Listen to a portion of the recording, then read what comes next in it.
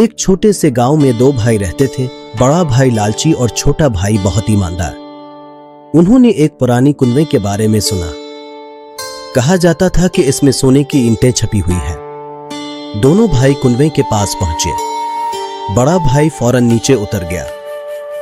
नीचे इसे सोना मिला, मगर उसने ऊपर आकर झूठ बोला कि नीचे कुछ नहीं है सिवाय पत्थरों के। वो सब सोना खुद रखना चाहता था।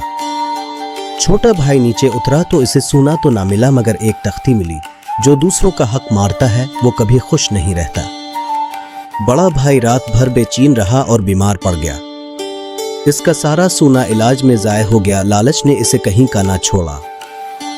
दूसरी तरफ छोटे भाई ने ईमानदारी से मेहनत की।